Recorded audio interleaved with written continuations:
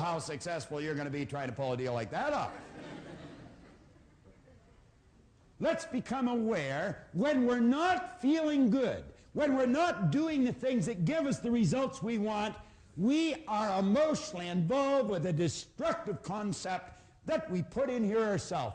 Let's consciously and deliberately build a positive idea, get emotionally involved with the positive idea, and simultaneously we move into a positive vibration. Everything changes. That takes some mental strength. How do you develop? I'll tell you exactly how to develop it. Sit and watch the tape that you're watching every day for a month. Every day for a month. You say, well, I don't have to watch it every day for a month. No, you don't. You only have to until you want to, and then you don't have to any longer. It's that simple. But I'll tell you this, you hear it over and over and over and over and over and over and over again, and one day, bang, something's going to happen inside, and you're going to realize when you say that she upset me, that she didn't do it at all. You did it. And you know what you're going to do that day? Change it. And you'll never again go through life thinking other people upset you. And if periodically you let somebody else stick a negative idea in your subconscious mind, you can instantly correct your direction, because at least you know where the problem lies. Is that basic? Yeah, I think it is. I think it is. Now follow me closely here.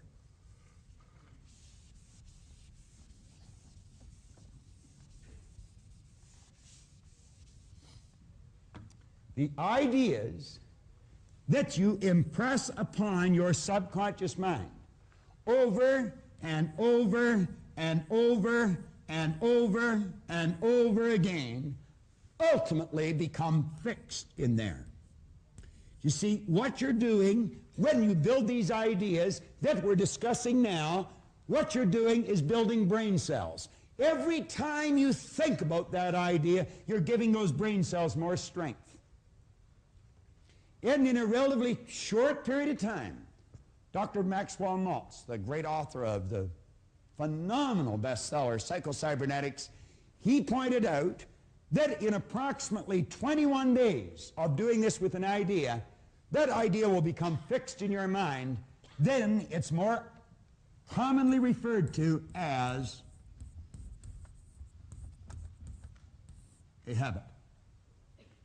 A habit is an idea that's fixed in our subconscious mind, requires absolutely no conscious thought any longer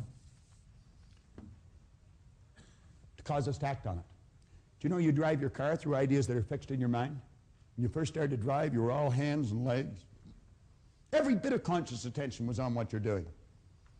Same as when you first learned to get dressed. You ever watch a little child trying to learn how to tie its shoe? Totally awkward. Now we get dressed without giving it any thought. You may think of what we're going to wear, but not how we're going to get it on. You very rarely see an adult trying to pull their pants on over their head. But it's not uncommon to watch a little child try and do that. You never see an adult trying to put their foot in the sleeve of their shirt. But it's not uncommon to see a little child trying to do that. But when the little child gets the ideas fixed in their mind, they never try and do that again. And they just automatically get dressed. If you would consciously observe some of the things you do in any given day, just consciously stop and watch your own behavior. Listen to your thoughts. You're going to find that many of the things you do are done through habit. See, when I was a little boy, my teachers used to say, Bob, why are you doing that? And I'd say, I don't know. This is the intellectual mind. You can store a lot of information there. But this is the conditioned mind. You see, thousands and thousands of habits form something called conditioning. And I was automatically doing things I didn't want to do. I was doing something wrong. It was giving me results I didn't want. And they'd say, why are you doing that? And I say, I don't know. They say, what do you mean you don't know? You know? I say, I know. Well, why are you doing it? I don't know. I remember I joined the Navy. My commanding officer would say, Proctor, why are you doing that? I'd say, I don't know, sir. What do you mean you don't know? You know. I know. Why are you doing it? I don't know. Then I got out of the Navy and I went to work, and the boss would say, Bob, why are you doing that? I'd say, I don't know. See, what do you know? What do you mean? You know how to do better. I know. Why don't you do it? I don't know. Then I get married. My wife say, why are you doing that? I say, never mind. It's amazing how bold you get at times. I got to hate the word why. I didn't know why I was doing things that I didn't want to do, giving me results I didn't want to get. I didn't know how my mind operated. I didn't know I had all those ideas fixed in there. And I'll tell you something else I didn't know. I didn't know how to change it. I did not know how to change it. Why did I have a poor attitude? Because I had so many negative ideas fixed in here. And you see, it's what's in here that controls the vibration. And conscious awareness of the vibration is called feeling. And I never felt very good. Sometimes I felt lower than others. You'll see people that are totally depressed. You know what depression is? Depression is anger turned inwards. They get angry at someone else and they suppress it. They pack it into their subconscious until it all becomes fixed. And they stay in a terrible vibration. Why do you think people get ill? Do you think dis-ease is a normal vibration for a body to be in? Not at all. Ignorance is the cause of dis-ease. We're told to know the truth would set us free. There's only one thing to be set free from, my friend, and that's ignorance. Now, I want you to stop and think of just how you behave. I want you to stop and think of some of the things that you could do that would improve the quality of your life just like that. Every one of us know how to do things better than we're doing. Our problem has been we don't know why we're not doing them. See, you know that when you leave home, if you go over and say, you know, honey, I really love you, and give them a little hug and kiss, you feel better when you leave. You also know when you go out and slam the door that you feel bad for a long time after, and so do the people that you slammed the door on. We know, but sometimes we still slam the door. Do you know if that's the only thing you changed? If that was the only habit you changed, the quality of that relationship would improve. I have watched salespeople multiply their effectiveness just by forming a habit of being like this at 9 a.m. in the morning. This is called personal contact, and it's the key to success. Some people are not in front of a prospect until noon. You'll never get up at the crack of noon and win. At least if you can, I'd like you to tell me about it. The rest of this program is built around that basic concept and this basic concept here. But understand this. You've got the mental faculties. You've certainly got the power. The power's always with you. It's always flowing to and through you. It's just a matter of learning how to direct it. And in learning how to direct it, happiness, health, and prosperity will manifest in your life, and they should, because that's your birthright. And there isn't one person in this room, one person in your life that is even that much better than you. We're all the same. The difference is in our results. Change your results by changing our mind. It's so basic and so simple.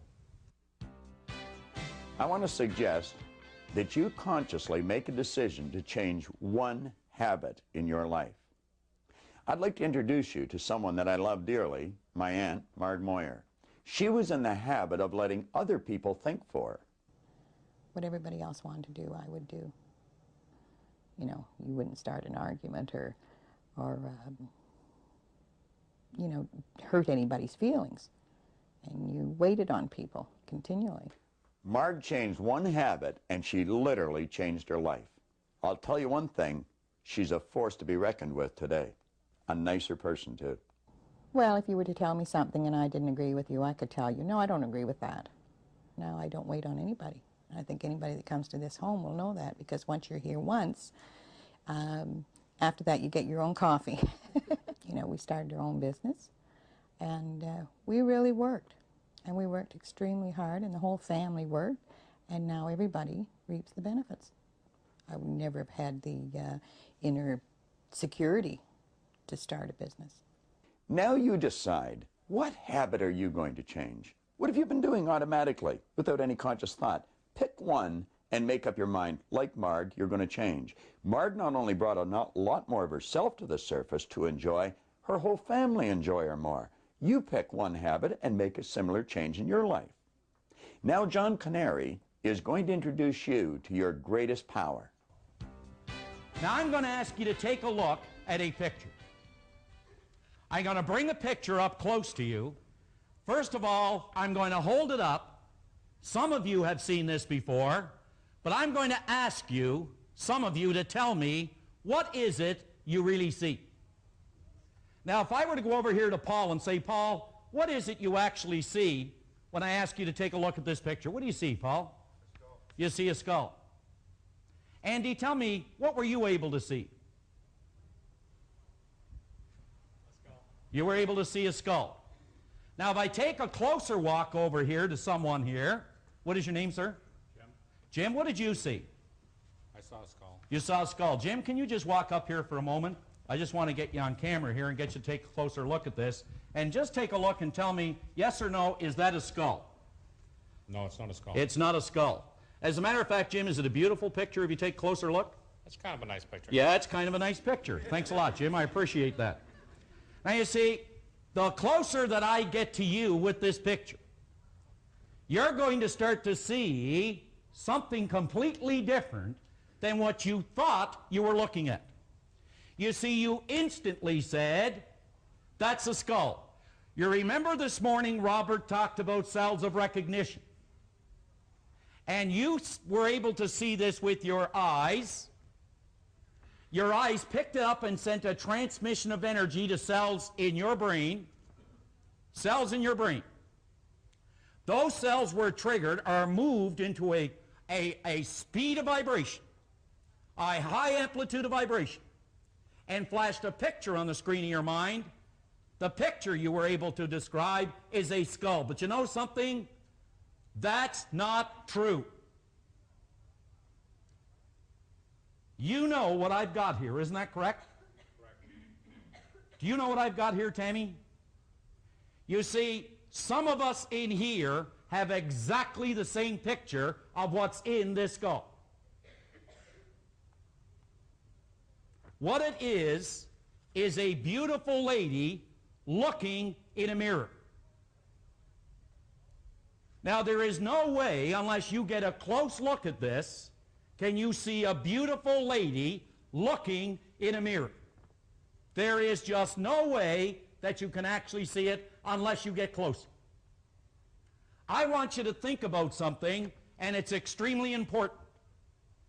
Do you know that some of us, since we were infants, have been doing certain things in a certain way because of a belief system we've fallen in love with, and we protect that belief system even in favor of the truth.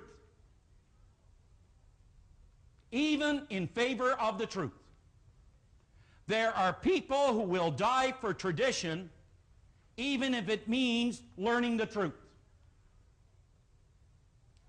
On the very first page of this particular lesson, page 11, at the very top, it's referred to as your greatest power. Your greatest power.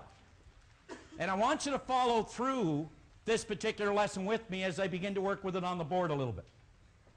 But at the very top, when you were an infant, and in the early years of your life, the ability to control what energy or ideas were entering your subconscious mind had not yet been developed.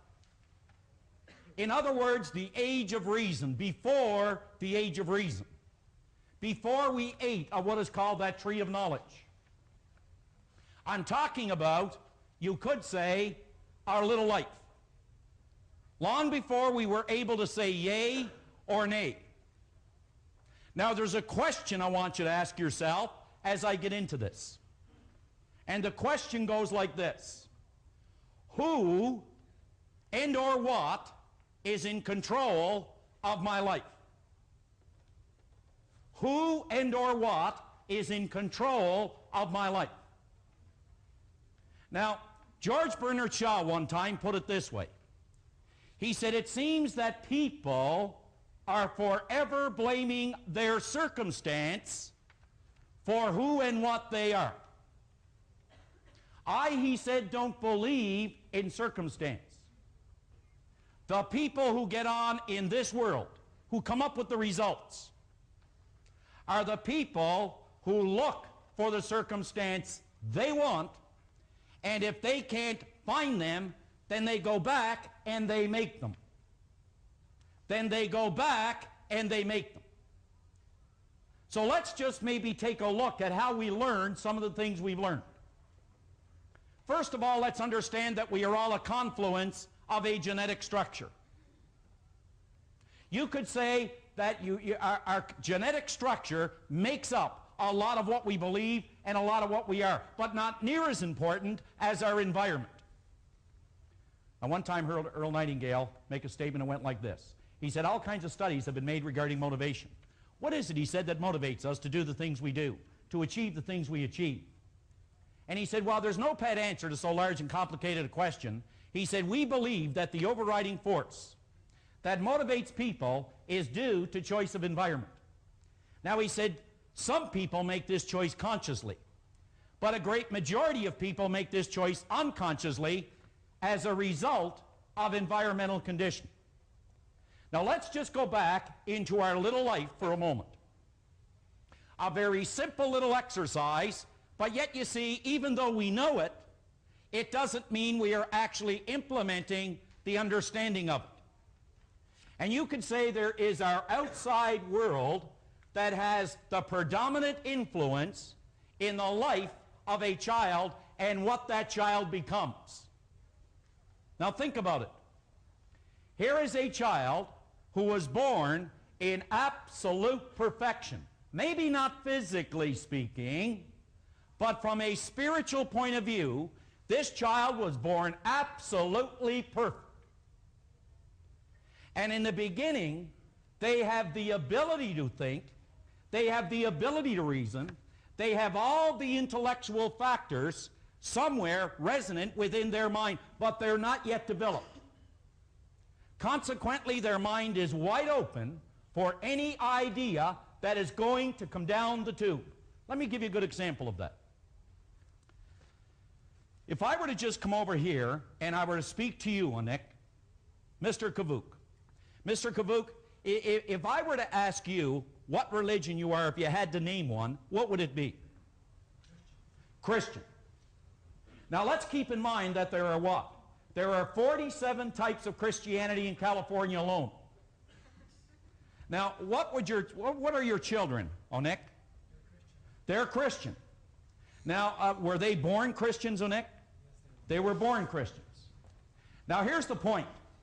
Here's a brand new baby, and we'll just call this baby Billy or Julie. And one of the things that the baby is going to learn is about that symbol. Is that right? Yes, no. The baby is going to learn something about that symbol, just as Onek was just telling me. That's an idea that the baby is going to learn. But let's understand how the baby learns to begin with. How many people have a young baby? How many? All right. What's the baby's name? Rebecca. What is it? Rebecca. How old is the baby? 11 months. Now, Rebecca's being spoon-fed by now. Is that correct, Dad? Yes. Yeah, Rebecca's being spoon-fed. Now, here's what happened. Now, when you first got Rebecca, did you say, your name is Rebecca and don't you ever forget it? Is that what happened the first day you brought her home? Okay? Now, isn't it true that if you notice Rebecca, that at a certain point in her life there, I don't know how many weeks it was, but there's a hand. She's looking at this hand she's holding up. And she's wondering, what is this? They start to examine this hand. They're wondering, what is that? It takes them a while to find out that it belongs to them because they take it and they bite it, and then they know it belongs to them. And they take the same thing with their foot, and they're wondering, where did this come from? Well, Bob mentioned this morning, I am not a physical instrument. I am and I have, and I live in. All right. Well, you see, Rebecca is a spiritual creature. And Rebecca, for the most part, is going to learn about Rebecca from the people by whom she is surrounded in her outside world. That's how Rebecca is going to learn. But do you know there's a certain point in Rebecca's life, and you know it could be now, could be later, but there's a day that Rebecca is going to go through some introspection, and this is what Rebecca is going to say silently in her heart of hearts. There's a little thing written by Adele Davis, and it goes like this. Who is this person called I? How many times maybe have you been blue? How many times have you been blue and maybe looked at a friend and said, hey gosh, I wish I were you? Or how many times have you attempted to change, say, your whole life's pattern and to rearrange? Rebecca doesn't know. She doesn't know why she feels the way she feels. Well, you see, this is the way that Rebecca started to learn. If we were to just take and say Rebecca is going to learn to eat off the spoon, this is what will happen. Mom will take a spoon. Rebecca's mind is wide open. She's crying for the food. And Mom will take the spoon. She'll start to go like this. Come on, honey. Open your mouth now. Open it wide. Open up, Rebecca. But Rebecca doesn't open up. That's why she has food all over her. She's got it all over the clothes. But Mom continues to go, open wide, honey. And eventually little Rebecca starts to do what? She starts to emulate who? Mom. And she starts to open her mouth, in goes the spoon. She identifies now. There's been an idea or there's been an image fixed in little Rebecca's mind. Do you know this is going to continue as Rebecca begins to grow up? I'm going to say things to her like, you're just like your father. You make me so angry. And all these ideas now are being impregnated or are being impressed in this little girl's mind to the point where they make up the concept, the belief system, or the idea, or what Rebecca comes to believe is true about her world that she lives in. What happens when Rebecca starts to eat of this tree of knowledge where she develops the ability to reason, the ability to choose? Do you know, now that Rebecca can think, let's not make the mistake of believing that because she can think, that she is actually thinking. As Dr. Ken McFarland said, Bob was referring to, 2% of the people think, 3% of the people think they think, 95% of the people rather die than think. Rebecca is not necessarily thinking. Let me give you a good example.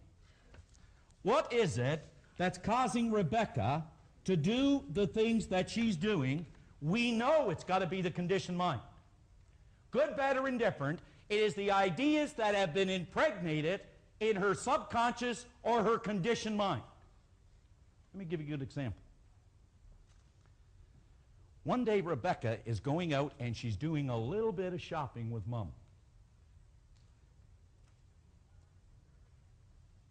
And they get in this car and they start down the street. And Rebecca leans into the front seat. Now remember, she now has the ability to reason. But it doesn't mean she is. She is a product, to a large extent, of her environment. And she leans in the front seat and she says, Mommy, where are all those dumb bastards today? Well, Mom's got all the wisdom. Mom is thinking, you see, she grabs the steering wheel, thinks about it, says, oh, honey, you just relax. Because they only come out when your father is driving.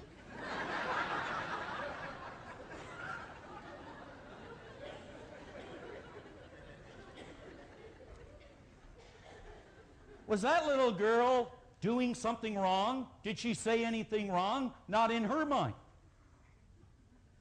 But you see, the day that Mom begins to explain it to her will give her cause to think or give her cause to reason. It is then and only then that she can change the information that has been handed over to the conditioned mind. That has been handed over to the conditioned mind.